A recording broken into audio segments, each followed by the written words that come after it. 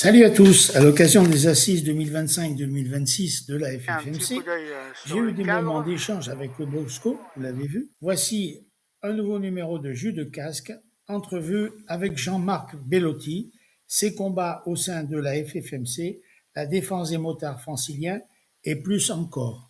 Bon visionnage à tous. Voilà, et là on aura le son ici, donc alors, on fait du travail au noir presque parce que ça nous manque.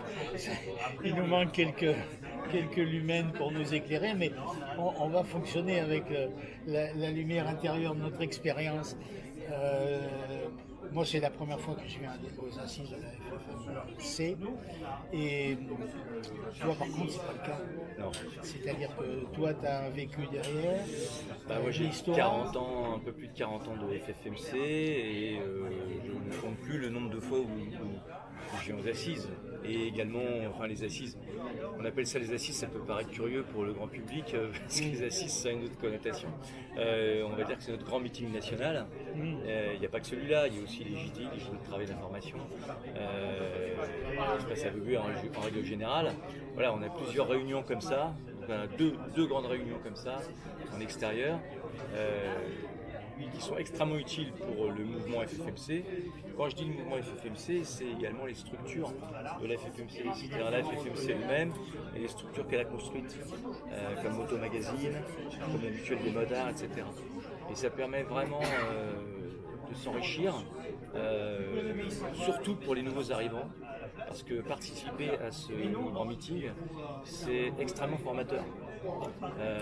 Alors là, on parle plus de prix, on parle pas tout d'un coup. Alors évidemment, quand on est en train de parler du prix, le prix réel c'est 17% du budget, on arrive plus ou moins à 40 000 balles. Les 40 000 balles, on est pratiquement 500 personnes, 4 ou 500 personnes, je ne sais plus exactement. Et surtout, voilà, c'est formateur pour les plus jeunes d'entre nous, enfin ceux qui sont à la FFMC de façon plus récente. Pour les anciens aussi, c'est formateur parce que ça permet de discuter. De l'expliquer, c'est d'y réfléchir à Voilà, d'y nouveau. réfléchir. Et aussi, c'est là où se prennent toutes les grandes décisions, puisque c'est pendant ce grand meeting national que vont se voter les orientations, que vont être élus les nouveaux membres du bureau national, Décider la politique, la ligne politique, de tout ce qui est notre orientation à venir, de faire le bilan sur ce qui s'est passé aussi, c'est extrêmement important. Ça évite de faire des conneries. Si on fait des conneries, on les analyse et on les recommence pas. Ou ça peut permettre aussi de continuer sur une lancée qui était la bonne. Voilà, en tout cas, voilà, c'est un meeting qui est extrêmement important pour le mouvement. Et puis ça permet de se rencontrer les uns les autres, parce que comme il y a des nouvelles personnes qui arrivent souvent dans ce mouvement, on ne les connaît pas forcément, ça permet de se rencontrer, de discuter, de faire connaissance. Il y a un vrai brassage. Donc il y a les anciens qui sont obligés de répondre à des questions qui eux il y a les anciens qui se posent plus. Voilà, c'est ça. Il y a les anciens qui répondent aux questions des nouveaux qui sont disons, dans le mouvement des anciens qui sont rodés. C'est ça. Alors, il y a les anciens qui répondent aux questions de niveau. Il y a les nouveaux qui apportent aussi des idées nouvelles aux anciens, extrêmement important. Chacun a sa valeur. Et puis, ça permet aussi de se revoir au moins une fois ou deux par an avec les JTI, l'autre grande réunion, parce que le lien humain, c'est ce qui est primordial au sein du mouvement FFMC quand même. On pourrait tout faire en visio, ça coûterait beaucoup moins cher. Bien sûr, mais ça n'aurait plus aucune valeur, ça n'aurait plus la consistance que ça a aujourd'hui. Et humainement, c'est mieux de se voir et discuter tous ensemble. Oui, et puis ça n'a pas de prix.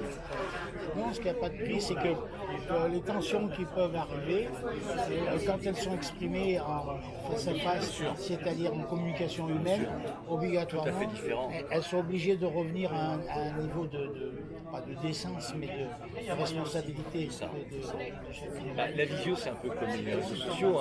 Quand tu commences à le ton monte, parce que le ton monte souvent, parce qu'on n'est pas toujours d'accord, le ton monte, ça peut devenir vite très agressif, etc. Alors que quand on est face à face, c'est totalement différent. Il y a le côté humain qui prend le dessus, même si on peut s'agacer parfois, même si on n'est pas d'accord, parce que des fois ça peut aller loin. Mais voilà, au bout du compte, on va boire un coup, on revient, ça va mieux, on continue à discuter, et ça se passe très bien. Et heureusement qu'on n'est pas toujours d'accord, parce que justement le but...